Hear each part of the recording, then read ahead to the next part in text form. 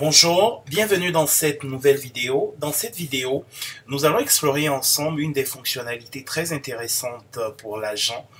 Cette fonctionnalité, c'est les rapports. Donc, à partir de sa plateforme, l'agent est capable de pouvoir générer des rapports de toute l'activité ou d'activités très spécifiques sur le système. Il peut suivre les comptes débiteurs, il peut suivre les opérations de SMS qui ont été faites depuis le système. Donc, il a une vue vraiment globale de l'ensemble du système et il peut générer des rapports à fin d'analyse. Donc, tout de suite, nous allons voir cette fonctionnalité. Donc, il faut juste se connecter pour commencer en tant qu'agent. Une fois que vous êtes connecté, il faut se rendre sur l'onglet Rapport. Et là, dans le menu de gauche, vous avez l'ensemble des éléments que vous pouvez, les éléments du menu relatifs au rapport que vous pouvez émettre. On va prendre le premier élément, donc rapport du système. On peut décider en le paramètre, donc je vais dire que je veux des rapports de 2017. Je veux des rapports, disons, sur tous ces éléments, donc données sur les revenus, compte d'utilisateur, informations sur les annonces, références. Je peux sélectionner pour quel groupe je veux ces rapports. On va dire que je veux des rapports pour tous les groupes. La devise en dollars canadiens. Le type de transfert, je vais dire que je veux des rapports sélectionnés pour tous les types de transferts. Et une fois que c'est fait, il me faut juste cliquer sur imprimer, exporter. Et là, le rapport sera généré. Donc, je vais avoir, une fois imprimé, exporté, j'ai un rapport de ce type. Donc là-dessus, j'ai l'ensemble des filtres qui ont été appliqués. Vous voyez par exemple qu'il n'y a pas eu beaucoup de choses qui ont été faites aux côtés des annonces. Par contre, j'ai le résultat de l'activité, 29 transferts sortants, revenus bruts en dollars canadiens, le nombre de connexions, nombre d'utilisateurs au cours de la période. J'ai également les comptes système en dollars canadiens, comme c'est le filtre que nous avions appliqué. Donc j'ai tous les éléments pour les comptes en dollars canadiens. J'ai également compte d'utilisateur, les différentes références qui ont été émises. Donc, vous le voyez, c'est vraiment un outil très complet d'analyse des mouvements dans le système. Alerte utilisateur, deuxième option que nous allons voir.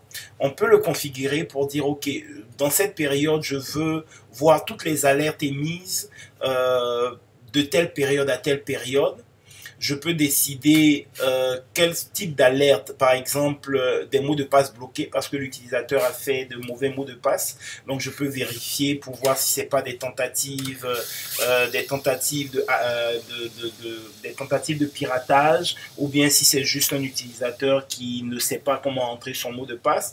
Je peux décider d'avoir des alertes, voir les alertes où le solde est insuffisant.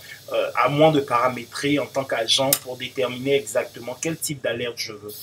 Également, je peux limiter, je veux toutes les alertes relatives à un utilisateur. Donc là, à partir de ce moment, je pourrais avoir toutes les alertes, par exemple, pour l'utilisateur A, F par exemple. Vous voyez qu'il n'y a aucune alerte, donc il n'y a pas d'élément qui sera généré. Autre élément important, SMS, donc vous le savez, à la fois vous avez l'application mobile, mais vous avez également le mobile money, donc avec les SMS. Donc les utilisateurs peuvent avoir des informations, envoyer un SMS à votre numéro de contact, avoir leur solde.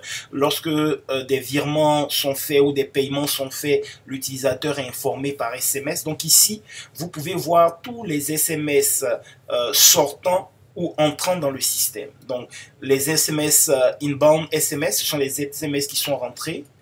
Donc, vous pouvez voir, par exemple, qu'il y a une opération qui a été faite avec ce numéro, le paiement en dollars US d'un utilisateur et l'opération a été un succès. Donc, vous avez l'ensemble de tous les éléments qui ont été, de toutes les opérations qui ont été faites pour le SMS. Les opérations entrantes. Les opérations sortantes, c'est tous les SMS qui ont été émis par des utilisateurs. Donc, C'est tout, c'est également ici, vous avez tous les SMS qui ont été envoyés, excusez-moi, envoyés aux utilisateurs. Donc par exemple ce SMS qui dit à l'utilisateur qu'il a reçu un paiement, ainsi de suite. Enregistrement du système. Vous avez l'authentification de PayPal. Donc, comme vous le savez, les utilisateurs peuvent recharger directement, effectuer directement des recharges de leur compte. Donc, ils peuvent déposer de l'argent sur leur compte via leur compte PayPal. Donc, ils peuvent approvisionner leur compte avec leur compte PayPal, mais ça va dans votre compte PayPal à vous en tant qu'agent, en tant qu'utilisateur du système, utilisateur principal du système. Donc, c'est ici que vous allez paramétrer tous les éléments concernant votre compte PayPal et avec tous les outils qui sont à votre disposition. Donc, vous avez toutes ces informations directement dans votre compte PayPal. Dernière fonctionnalité très intéressante, c'est celle des taux de change. Après discussion avec nos partenaires et déjà les clients déjà qui utilisent le système e-money, on s'est rendu compte que mettre un taux de change automatique n'était pas très avantageux parce que l'utilisateur, vous pouvez en tant qu'agent décider de pouvoir aligner vos taux de change au taux de change de la concurrence, donc pas forcément au taux du marché du jour. Donc chaque jour ou à chaque période définie par l'utilisateur, il pourra venir mettre à jour ces taux de change de manière manuelle ici sous l'onglet rapport. Je prends cet exemple, le pound anglais en e-money qui est la monnaie de référence telle qu'on l'a mis. Donc le nombre entier, en fait, le taux de change, il est en nombre entier, donc 77 396, mais le diviseur c'est 100. Donc ça fait que un pound anglais vaut 77,396 e-money. De la même chose pour tous les autres. Donc à vous de configurer manuellement ces taux de change, donc dépendamment de ce que vous êtes fixé et ce que vous décidez de fixer comme taux de change pour votre système.